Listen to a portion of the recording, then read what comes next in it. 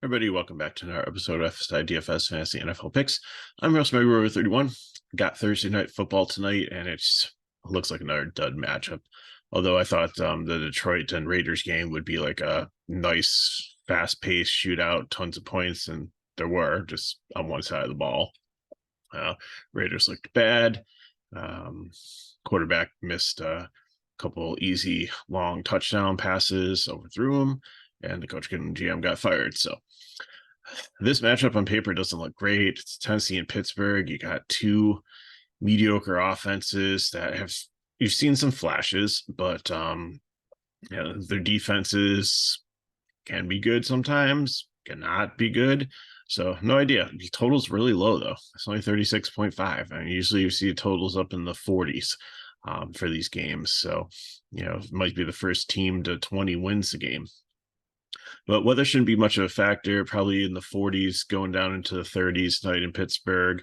Little wind, little chance of precipitation. So decent night for football. So bundle up if you're in the area and going out to the game.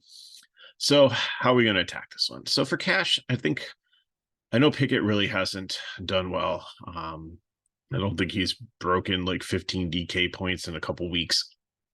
But Tennessee is a run-first defense to stop, and it's a pass funnel, so they want you to pass the ball.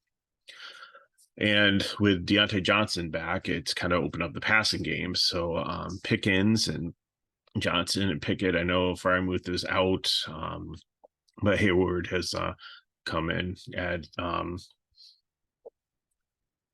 tight end. I hate it when it autocorrects. It's not Haywood, it's Hayward.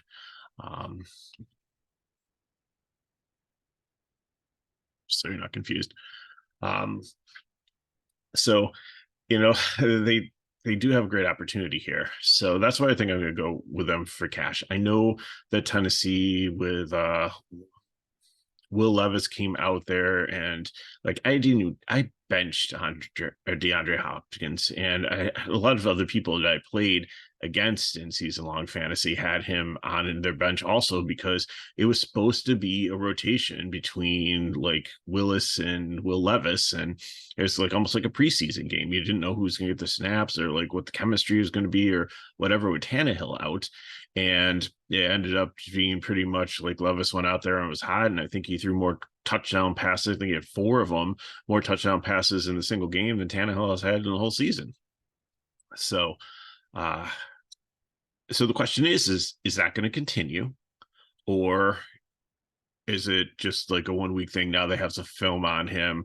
I was talking to a guy at work about it. He made a good point, because the Bears quarterback came out the first week and looked great. There's a lot of quarterbacks that come out the first week that you see them, they don't have any film and they look great, but then they play a team the second week, they have some film to break down and they're just not as effective. So we'll have to see where it goes. So that's why I'm leaning more towards Pittsburgh. And I think if you want to put Pickett as your captain, I get it. But I think I'm going with Deontay Johnson. He is has the more floor. I think Pickens is more the GPP, more the deep threat, more the razzle dazzle. But I think Johnson is more the possession receiver that we're looking for. And you can run it back with almost any Tennessee guy you want to. I'm just going to go with Folk, the kicker, because I think points are going to be the premium, and I think kickers are going to be good. So Boswell and Folk would definitely be. When I build these cores, I like to try to give you like the one run back play. So, it's a 2-1 build. I really don't like to go like 3-0 builds in the cores for you, just to help you. But, if you can fit Levis in there, if you can fit Hopkins in there in cash, that's fine. You say Hayward's a cheap one to go your the Pittsburgh quarterback to build in there. Henry, if you can get up to him, if you like him in cash, I think is okay. Pittsburgh D might make sense too. They're not the Pittsburgh D of the past, but they still do have a little bit of a pass rush and have been decent, and is a young quarterback also. So for GCP builds, I'm going to go the opposite. I'm going to hedge that last week was not an anomaly, that Hopkins and Levis is a thing. That Hopkins is fine. I know he's questionable. It's probably just Veterans Day off, short week. for him. He was a little bit banged up going into, he's been banged up this whole season, but finally he shined. He was out there. He looked great.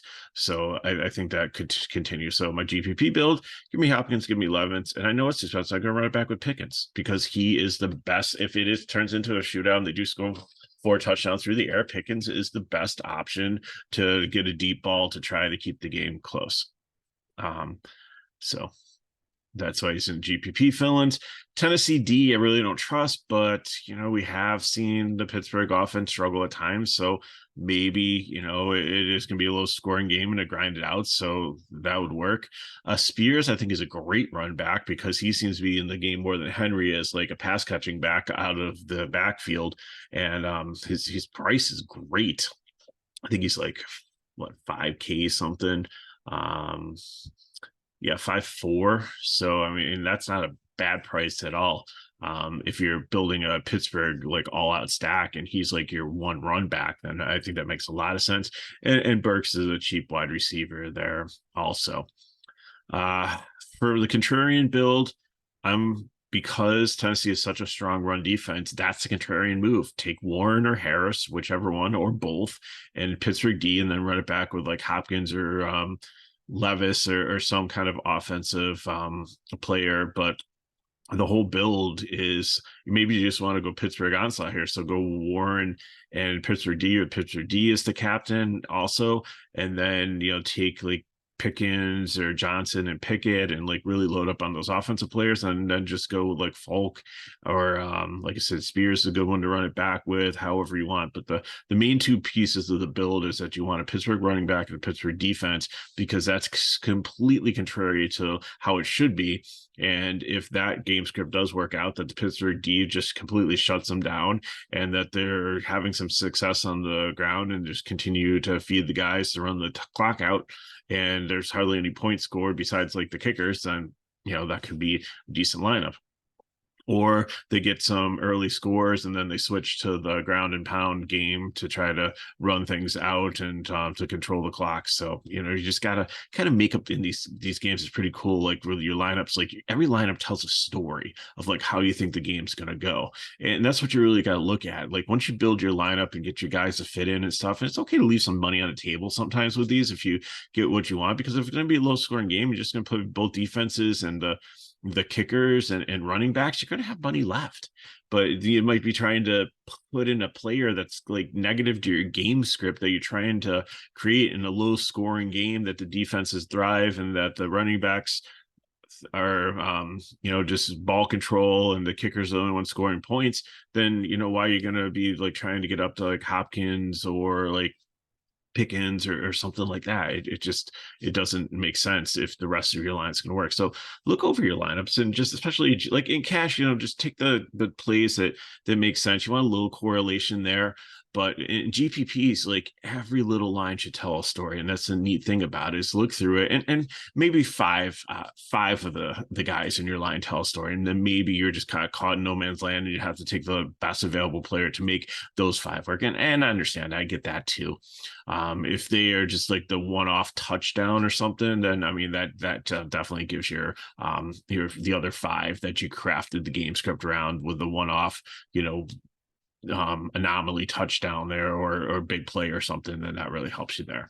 So for G captain, I'm going to go with Hayward, the tight end, and both quarterbacks, and then you can load up on, probably take either Pickens or Johnson there to pair with Pickett, and then you can take Hopkins to pair with Levis, and then see how much money you have left and put in your final play, or however you want to build it. But 9K per player, or 9K left per player, is like pretty good. Like you can pretty much get anybody that you want into that build. So that's what I got for you. So thanks for watching. And if these videos help you can help us back by liking the video, subscribe to our channel so you know when the videos come out, share with your friends. If you want more information on FSI DFS, you can go to the description of the video. There's the link there to get into our website and our Discord to see all the cool packages that we have for you.